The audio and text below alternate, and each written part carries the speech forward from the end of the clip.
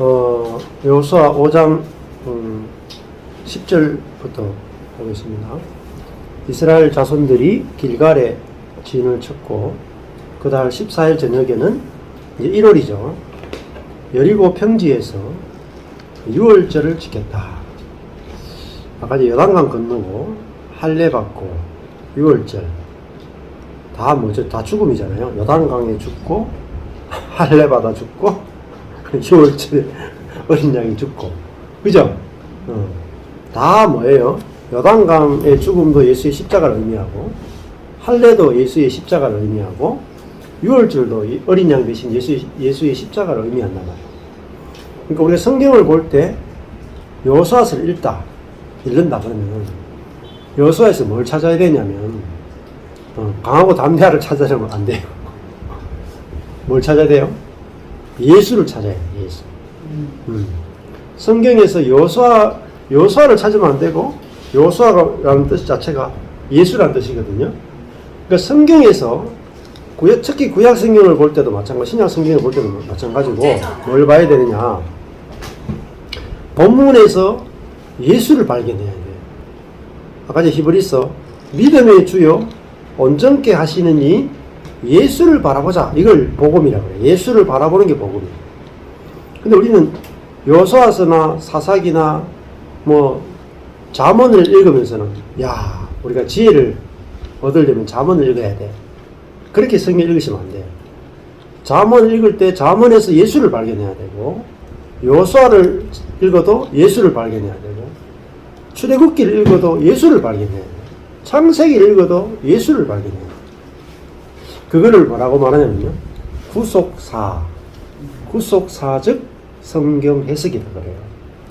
그 말은 무슨 말이냐면 하나님 쪽에서 우리를 어떻게 죄로부터 사단으로부터 구속하셨나 라는 역사적 관점에서 보는 것을 구속사적 성경 해석이라고 그래요.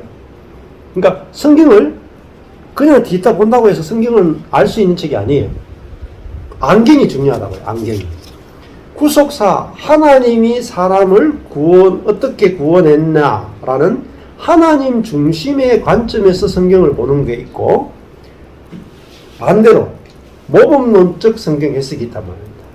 모범론적 성경 해석이 뭐냐면 내가 여호수아의 승리의 비결, 여리고성을 정복한 비결 이런 설교를 막 하잖아요.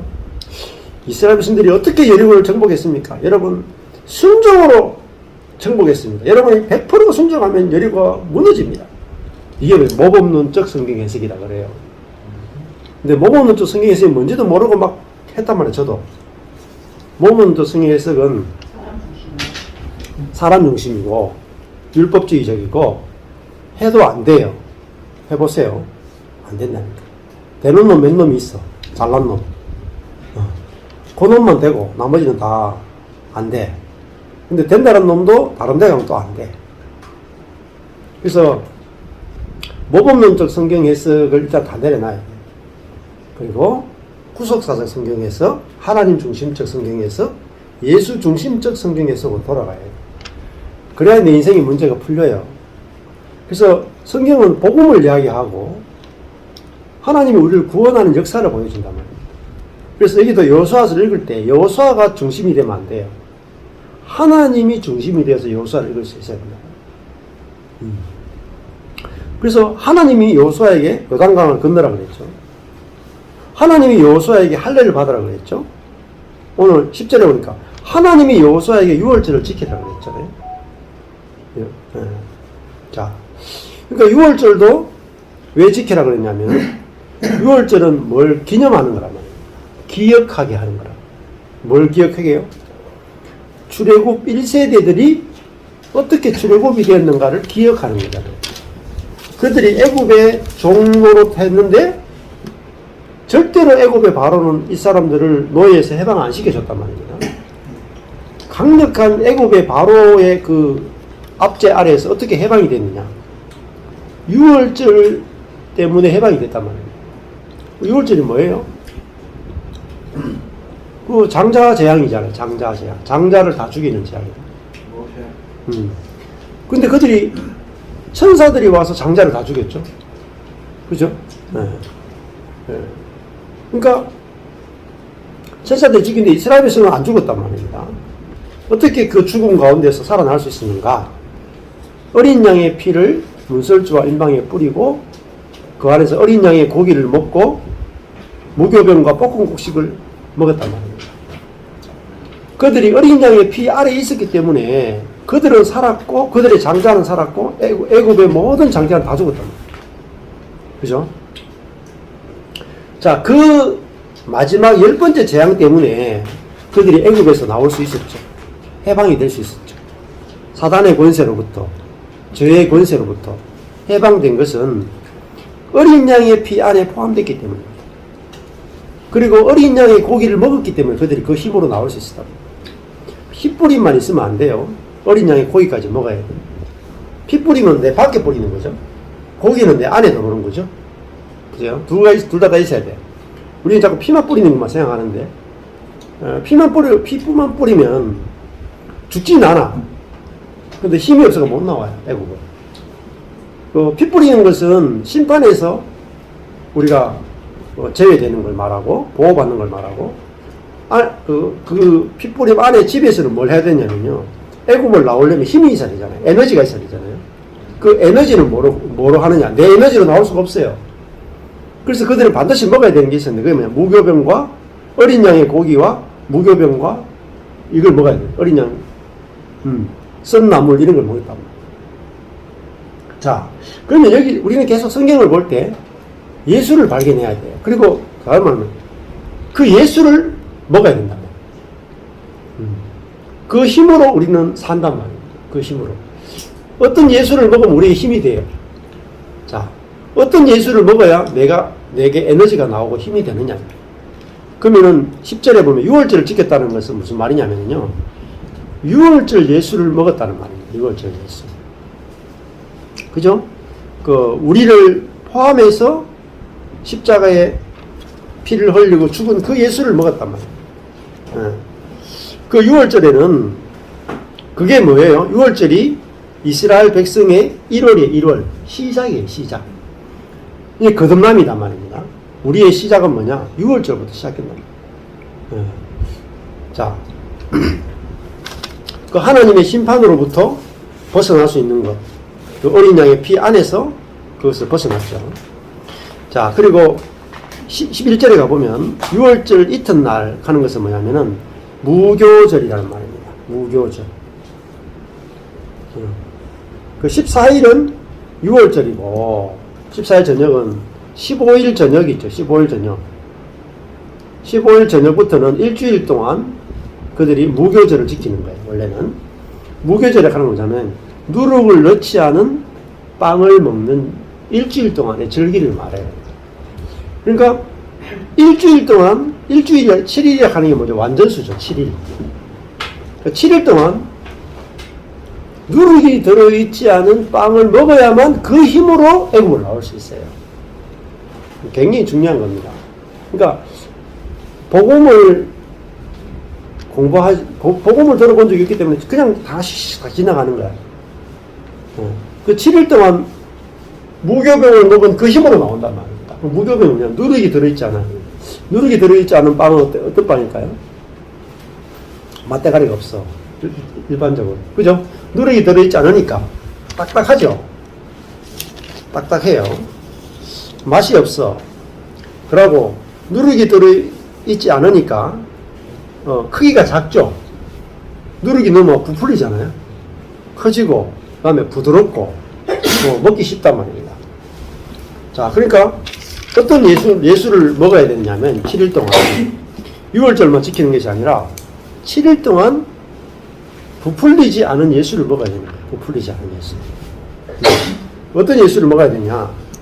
우리가 똑같은 사람이신 예수를 먹어야 된다. 우리가 똑같은 사람으로서 하나님과 연합되어 살아갔던 그 예수를 먹어야 된다. 다른 말하면 이 땅에 있을 때 미련하고 약한 예수를 먹어야 된다. 사람이신 예수를 먹어야 된다. 그럼 우리에게 힘이 나요. 7일 동안 먹으면은. 그 말은 무슨 말이냐면은 예수님은 자신의 능력과 자신의 지혜로 이 땅에서 사신 분이 아니란 말이에요. 하나님과 동등됨을 취할 것으로 여기지 아니하시고 종의 형체를 가졌다. 사람의 형체를 가졌다란 말은 능력과 지혜가 하나도 없단 말입니다. 그 사람의 형체를 가졌단 말입니다. 그런데 예수님이 사람으로서도 하나님의 뜻을 다 이루었단 말이에요. 그렇죠? 사람으로서 하나님 뜻을 다 이루었다. 야, 어떻게 사람이 하나님 뜻을 다 이루냐? 자기 능력과 자기 지혜가 없어도 된다. 왜? 하나님과 완전히 연합되어 있어. 하나님. 이게 무교병 예수예요. 예수님은 자신의 능력과 지혜로 한 것이 아니고 하나님께서 그 아들 예수에게 성령을 기름 부었다 하셨다. 그러니까 성령으로 사셨다. 다른 말이에요. 근데 우리가 성령을 어떻게 사느냐? 내가 전적으로 무능하고 전적으로 무지한 존재임을 알면 저절로 성령을 의지하게 돼요. 그러니까 예수님은 하나님 앞에서 인간의 절대 무능과 절대 무지를 아셨고 그 자리에서 하나님을 경외하신 분이란 말이에요.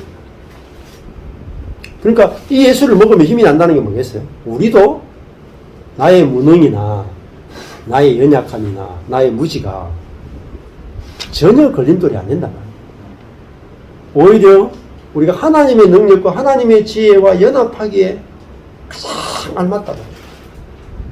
그러니까 뭐죠? 이 사람이신 예수, 어린 양이신 예수, 미련함과 연약함에 갇힌 이 예수로서 하나님과 연합하기에 온전하구나. 이 예수를 먹으면 우리가 뭐죠? 힘이 나는 거예요. 힘이 나는 거예요. 우리가 능력을 갖춰서 힘이 나거나 지혜로워져서 문제를 해결하는 게 아니고 지금 내 미련하고 약함 그대로 하나님과 연합하기에 온전하구나. 이거를 먹을 때 우리 속에서 성령의 힘이 나는 거예요. 성령의 힘이. 내 힘이 아니고 성령의 지혜가 나오고 이거는요 끊이지 않고 계속 나오는 거예요. 계속 나오는 거예요. 약함의 비밀은요. 약함이 좋아 보이면 에너지가 고갈이 안 돼요. 자, 이게 이제 무교병 예수란 말입니다. 그러니까 성경을 볼 때 그 표현에 의해서 계속 예수를 발견하고 그 예수를 깊이 묵상하고 그 예수가 깊이 내게 알아지는 거. 이게 성경 묵상이고 복음의 묵상이죠. 그 다음에 볶는 곡식이잖아요. 곡식인데 볶았다. 그건 뭐겠어요? 그렇죠. 천연적인 곡식이 아니고 불의 심판을 받은 곡식이란 말이에요. 불에 완전히 달궈진 볶아졌단 말이에요. 그럼 완전한 심판을 받은 곡식이다. 예수님도 십자가에서 완전히 심판을 받았잖아요. 그러고 나니까 이제 그 옛사람이 끝나버리고 이제는 새로운 부활한 예수가 됐다. 우리도 마찬가지죠. 불의 심판이 없으면 우리에게 있는 어떤 것들이 안 태워져요. 그래서 뭐 예를 들면 엉겅퀴 같은 거 있거든요. 엉겅퀴 같은 거. 이걸 이제 나물로 해서 먹을 때 엉겅퀴를 이 가시가 아주 세거든요. 그러면 엉겅퀴를 이게 물에 삶기 전에 어떻게 되냐면 불이 있잖아요. 불 같은데 이렇게 넣어가지고 이렇게 한단 말이에요. 그러면 가시만 타는 거예요. 가시. 그러면 이제 그걸 이제 해가지고 가시만 딱 태우고 난 다음에 그걸 삶아요. 그 대체 그래가지고 이제 그걸 나물로 해가지고 먹을 수 있단 말입니다. 그 불은 이제 가시를 아주 단단한 것들을 제거하는 거죠. 그래서 마찬가지로 이 곡식도 불에서 이제 볶으면은 어떻게 돼요? 뭐 사실 안에 성분도 달라지죠. 볶아버리면은. 마찬가지로 우리도 불을 지나고 나면 우리의 성분이 달라진단 말이에요. 생명이 달라진다. 그래서 천연적인 곡식과 볶은 곡식은 다르죠. 또 저장성도 엄청나게 다릅니다. 천연적인 곡식은 잘 부패를 해요. 근데 볶은 곡식은 저장성도 굉장히 오래 가고 완전히 달라지죠. 그래도 우리도 이 천연적인 사람은 잘 부패한단 말입니다. 자, 예, 우리 속에 정력이 있기 때문에 잘 부패해요. 근데, 이 우리 속에 정력이 죽지 않으면 계속 부패해요. 근데 우리가 지은 죄만 용서받으면 된다고 생각하는데, 진짜 중요한 게 뭐냐면, 정력이 죽어야 돼요, 정력이 잉태한 즉 죄를 낳고, 죄가 장성한 즉 사망을 낳는다. 그 말은, 정력이 우리에게 끊임없이 사망을 가져온단 말이에요. 즉, 다른 말로 하면, 정력은 우리 삶에 저주를 가져오고, 재앙을 가져오고, 정력은 계속해서 우리 삶에 문제를 가져오고, 정력이 계속 내 인생을 꼬이게 만든단 말이에요. 근데 정력이 어떻게 죽느냐? 갈라디아서에 보면 이렇게 말해요. 그리스도 예수의 사람은 그 육과 함께 그 정력을 십자가에 못 박았느니라 이렇게 말하는 거예요. 단순히 죄 용서가 아니에요. 죄 용서가 아니고 죄를 짓게 하는 정력 자체가 십자가에 못 박히신 거예요. 그게 십자가의 능력이죠. 그래서 내가 죽었다 하는 게 뭐냐면은 그 정력에 놓여야 된 내가 죽은 거예요. 정력에 놓여야 된 내가 뭐냐? 그게 사르크스고 그게 육이란 말이에요. 그래서 내가 죽었다라는 말 속에 어떤 내가 죽었는지가 분명하게 알아져야 돼요. 분명하게. 그래야 정력으로 살아가는 그 내가 나라고 생각하지 않고 속지 않는단 말이에요. 안 그러면요, 정력에서 해방이 안 돼. 그래서 오늘 처음 시작할 때 것처럼, 그리스도의 십자가의 넓이, 깊이, 높이, 길이를 알아야 된다 하는 말은, 어느 것이 죽었는지 알아야 된단 말입니다. 나의 어떤 것이 죽었는가? 그 사람 속에는 어떤 게 포함되어 있는가? 예를 들면 이런 거죠. 영남대가 땅이 진짜 넓어요. 대학교 가운데. 엄청나게 넓거든요. 네. 도대체 제가 영남대에 지금 앞에 사는데, 이놈의 영남대 땅은 어디서부터 어디까지가 영남대 땅인지 잘 모르겠어요. 엄청 넓어요. 그러면, 이 내 땅인지 모르면은 써먹지를 못해요. 그래서 네 땅인지 내 땅인지 경계가 분명해야 돼요. 근데, 분명히, 이 등기부 동본에는 내 땅이 돼 있는데, 예를 들면은, 우리 아버지가 그 영남대학교 그 전체를 소유한 분이시다. 예를 든다면은, 땅이요, 요 앞에, 영남대학교 앞에 요 복지관 정도만 영남대 땅이라고 생각하면, 딱 그만큼의 효과, 능력을 보는 거예요. 근데, 영남대가 지금 있는, 영남대 쪽에 교정 전체가 영남대 땅이라고 생각하면, 그만큼 영남대를 복을 누리죠. 근데 영남대 여기 땅과 영남대 땅이 있겠어요, 여러분? 생각해보세요. 또 다른 지역에 가면은, 영남대, 직원들을 위한, 리조트 이런 거 있을 수도 있잖아요. 예, 있을 수도 있고. 또, 여기 땅만 아니고, 또 떨어져 있는데도 영남대 땅이 있을 수도 있어요. 저는 모르겠지만은. 근데, 마찬가지로, 우리가 예수님이 십자가에서 모든 것을 다 이뤘다 해도, 다 이뤘다는 말 속에 뭐가 포함되어 있는지 모르면 하나도 못 찾아냅니다. 예, 마치 아버지가, 돈이 많은 아버지가 돌아가셨어. 옛날에는 이게 금융이 통합이 안 됐잖아요. 아버지가 통장이 100개가 있어.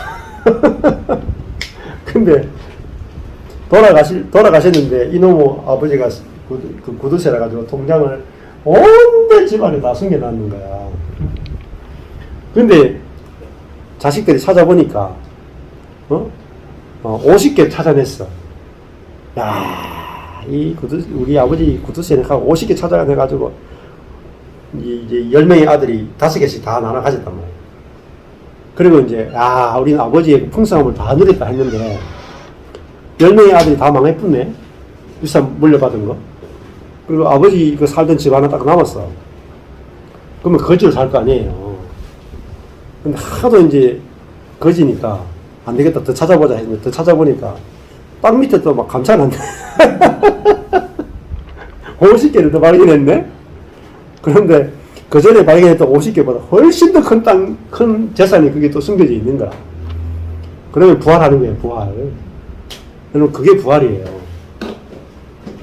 부활은 뭐냐면, 결국은, 복음의 풍성, 하나님이 우리를 위해서 예배해 놓으신 것은요, 우리가 상상할 수 없는 거예요. 근데, 우리의 작은 머리를 가지고, 예수 천당 불신지요. 요 말 한마디로, 복음을 축약한 것은, 진짜로 복음에 대한 왜곡입니다. 네, 왜곡이에요. 아버지가 그 많은 재산을 가지고 돌아가셨는데, 야, 너희들한테, 아들에게 집 한 채 남겼다. 집 한 채 남겼다. 그거죠. 근데 집 한 채 안에 뭐가 숨겨져 있냐면은, 통장 100개가 있다. 근데 대부분 그리스도인들이 10명의 아들이 그 집 안에, 집 한 채 안에 똑딱똑딱 그러면서 산단 말입니다. 그러니까 아버지가 물려준 그것이 집 한 채니까 똑딱똑딱 그 안에 살면서 아들들끼리 내 싸우는 거야. 응? 아버지가 물려준 재산이 적으니까 서로 막 그 차지하려고 내 싸우는 거야. 근데 그 안에 통장이 100개나 있다는 사실 알면 통장 10개씩만 다 챙겨도 응? 죽을 때까지 먹어도 다 못 먹어요. 싸울 수가 없어. 너무 많아가지고. 이게 복음의 풍성함. 그래서 우리가 성경을 보는 게 뭔지 아세요? 통장 찾는 이야기. 통장. 아버지가 우리에게 주신 유산 통장을 찾는 게 뭐냐? 성경이 있게. 통장이 몇 개냐? 66개라. 구약이 39개, 신약이 27개. 그래서 66개의 통장을 찾아야 그리스도의 삶이 풍성해진단 말이에요. 기껏 하나 찾아놓고 뭐 다 찾았다 그러고 막 그거 가지고 매 우려먹는 사람들이 있다. 한심한 건 한심해. 대신학자들도 그렇게 해요. 통장 하나 찾아놓고 2개 찾아놓고 3개 찾아놓고 거기에 안주한단 말입니다. 그러니까 매 싸우죠. 자, 그래서 우리가 성경을 볼 때, 하나님을 발견하고, 하나님의 풍성함을 발견하고, 하나님의 놀라운 선물을, 하나님 자신이 우리에게 놀라운 선물이고, 하나님의 그리스도를 통해서 우리에게 해놓으신 신묘막측한 일들을 우리가 발견하고, 성령을 우리에게 주셨다라고 하는 그 의미의 놀라운 것들을 우리가 발견해야, 뭐, 다른 것이 다 시시해진단 말입니다. 빛을 잃어버린다. 근데 이게 풍성하지 않으니까, 자꾸 우리가 딴 데 이제 관심을 기울이고, 딴 데에 먹을 걸 찾아 돌아다니고, 늑대처럼, 하이에나처럼 자꾸 돌아다니고. 자, 12절에 보면 그 땅 소산을 먹은 다음 날에 했죠.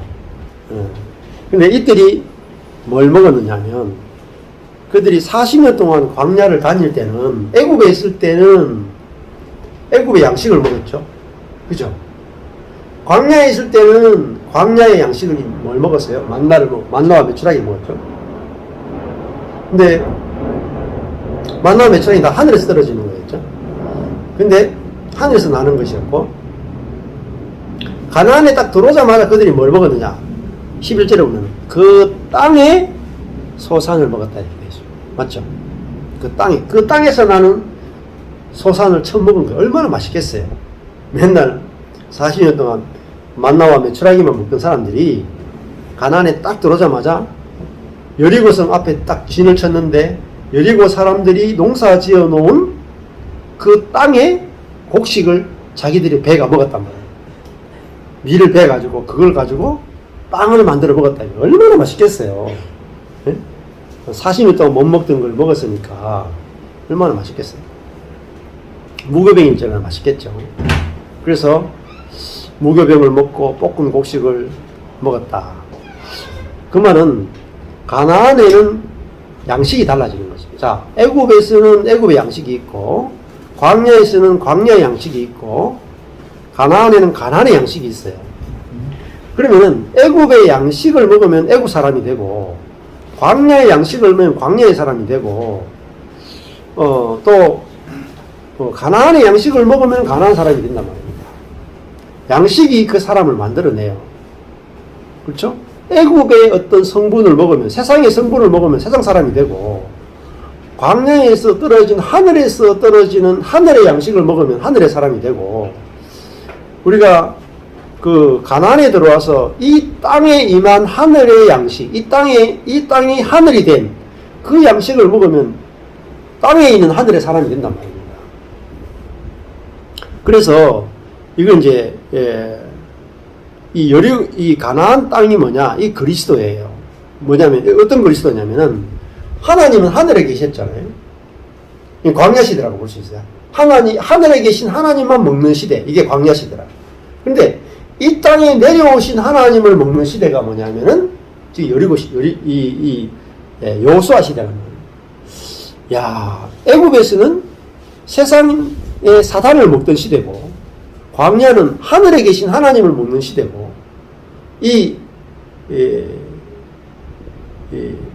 그 가나안 땅에서는 이 땅에 와서 이 땅을 통치하시는 하나님을 먹고 마시고 누리는 시대가 이 여호수아 시대란 말입니다.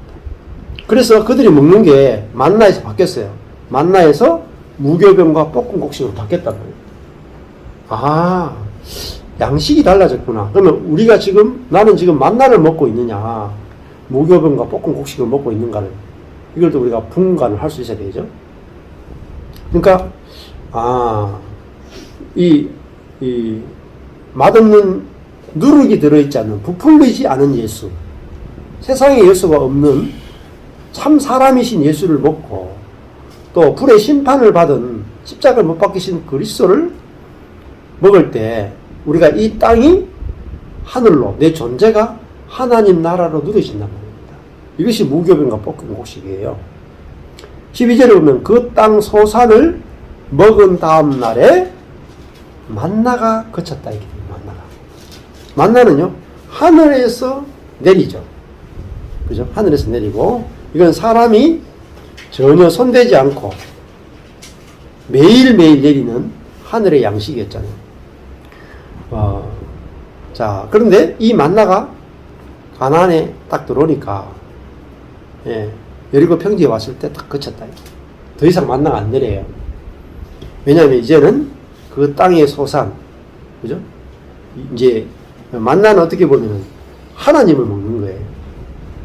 근데 이제 그 땅의 소산을 먹는 것은 우리 예수를 먹는 거라고. 예수를. 이스라엘 사람들이 다시는 만나를 얻지 못하였고, 그죠? 다시는 만나를 얻지 못했고, 그 해에 가나안 땅의 열매를 먹었다. 가나안 땅의 열매는요, 다른 말로 하면 성령의 열매예요. 내 속에서 나는 열매. 그걸 먹는 거라. 우리가 뭘 먹고 사느냐? 내 영 안에 계신 성령의 열매를 먹고 산다. 이게 신약시대. 그러니까 내가 진짜로 신약시대를 살려면은 내 영 안에서 성령이 나를 통치하고 성령이 나를 지배해서 내 영에서 내 혼으로 내 성령의 사랑, 희락, 화평, 오래 참음, 자비, 양선, 충성, 온유, 절제, 이런 열매가 내 속에서 맺히는 거. 이거를 먹을 때 우리가 진짜 어디게 안식을 누린단 말이에요. 안식. 내 안에서 나와야 되는구나. 그게 가나안 땅이 뭐냐면 내 자신이 또 가나안 땅이라. 가나안 땅이 예수면서 또 성도인 나예요. 내 안에서 나는 열매를 먹는단 말이에요. 이게 놀라운 거잖아요. 이게 진짜 천국이에요. 천국은 내 안에서 생명의 열매가 자라고 그 생명의 열매를 먹으니까 완전한 안식이 우리에게 오는 시대가 바로 여호수아 시대라고 볼 수가 있는 거죠. 자, 이렇게 우리가 성경을 보게 되면 성경은 무궁무진한 거죠. 워치만 니나 위트니스리가 깨달았던 거 있잖아요. 라이프 스터디 이런 걸 주석을 보면 신구약을 쫙 생명이라는 관점에서 다 풀었단 말이에요. 내용이요 무궁무진해요. 부분 중에. 근데 그거 풀다 보면은 율법적으로 치우친 부분들이 있어요. 그러다 보면 다시 도루묵이 돼요. 근데 그렇지만 예를 들어서 이 계시된 것 중에도 이렇게 좋은 것들이 너무나 많단 말이에요. 그것 중에 하나가 뭐냐면은 여호수아서라든지 이런 것들 있잖아요. 그리스도로 다 풀었어. 그리스도로. 이게 그리스도에 뭘 의미하는지를 다 풀었어. 하도 너무나 그리스도로 다 풀었기 때문에 이제 일반 목사님들 들으면 저건 너무 끼워 맞추기다, 영해다, 영적인 해석이다라고 이야기할 정도로 다 그리스도로 풀었다고. 근데 굉장히 그 뜻을 알게 되면 영해가 아니고 진짜 그리스도로 제대로 풀었다는 걸 알게 되고 그걸 먹게 되면 굉장히 풍성해져요. 근데 지식으로 먹어가 또 안 돼. 지식으로. 진짜 그 의미가 되게 성령으로 말미암아 알아주고 계시가 되면 이 가나안 땅에 대한 모든 계시가 어떤 우리에게 그리스도를 계시해 주는 거란 말이에요. 그리스도의 풍성함을 이제 알게 해주는데 정말 중요한 것이라고 볼 수 있어요. 자, 5장 13절을 보면 여호수아가 여리고에 가까이 왔다 이렇게 나오죠. 눈을 들어본 적 한 사람이 칼을 빼어 손에 들고 마주쳤다. 한 사람이 뭐냐? 14절에 가보면은 여호와의 군대 장관. 그게 이제 전쟁의 우두머리예요. 군대라는 말은 차바, 무리의 우두머리, 전쟁의 우두머리 이런 뜻입니다. 여호와의 군대 장관이 여호수아 앞에 탁 섰어요. 왜 섰겠어요? 하나님 여호수아에게 보여주는 거예요. 이 전쟁은 누구의 전쟁이냐? 우리도 우리 앞에 여호와의 군대 장관이 보여야 된다. 우리 인생은 누구의 전쟁이냐? 영적 전쟁. 그렇죠. 영적 전쟁이죠. 근데 영적 전쟁에서 제일 중요한 것이 영적 전쟁이만 알으면 안 돼요. 누가 싸우느냐예요. 누가 싸우느냐. 하나님 싸움. 네. 군대 장관은 싸우잖아요. 자기가 앞장서서 간단 말입니다. 여호수아는 따라가는 거예요. 그죠? 근데 우리가 따라간다 하니까 성령이 이끄시는 따라간다 하니까 따라가기만 하는구나 이렇게 생각하는데 아니에요. 내 앞에 앞서가는 분이 있단 말입니다. 앞서서 싸우시는 분이 있단 말이에요. 앞에서 싸워서 승리한 개선행진이에요. 개선행진. 아가스도 보면은 솔로몬의 왕이 행진을 쫙 할 때 앞에서 향을 피운다. 그죠? 네. 여호와의 군대 장관이 앞에 쫙 가면은 앞에 다 적이 다 쓰러지는 거예요. 네. 승리해 놓은 그 길 뒤를 따라간단 말이에요. 우리가. 우리 인생은 하나님이 이미 우리 앞에서 싸워서 승리한 길을 따라가는 거예요. 그래서 인생은 쉽죠. 그걸 다른 말로 하면 룻기로 가면 뭐냐면 이삭줍기라고 해요. 이삭줍기. 예. 보아스가 농사를 다 짓죠. 그죠? 보아스가 다 농사 짓는다고. 그러니까 추수 때 추수를 다 해. 그러니까 너무 넘쳐. 보아스는 너무 넘치니까 이삭이 막 떨어진단 말이에요. 그런데 그 룻이 가가지고 뭐예요? 보아스 밭에 가서 떨어진 것만 주어도 배가 불러. 그러니까 우리의 인생으로 이게 딱 보여진단 말이에요. 인생의 싸움은 하나님의 싸움이구나. 자, 그래서 그걸 다 보여줬단 말이에요. 그러니까 여호와의 군대 장관을 딱 보고 나니까 저 여리고 아무것도 아니라 그죠? 여호와의 군대 장관을 안 보면 여리고 저 성과 저게 얼마나 대단하게 보이겠어요.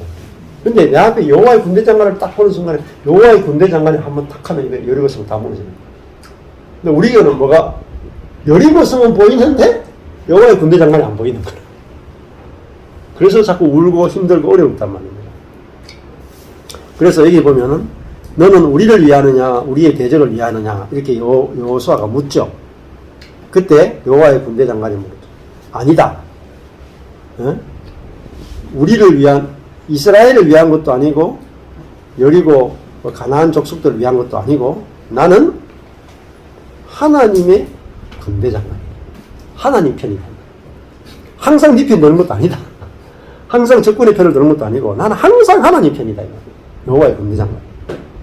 정체성을 아주 분명하죠. 여호와의 군대 장관. 그리고 지금 왔다. 이거. 지금 왔다. 그러니까 내가 싸우러 왔다. 여리고성 앞에 딱, 여리고성이 뭐예요? 가나안 정복의 첫 번째 성이 첫 번째.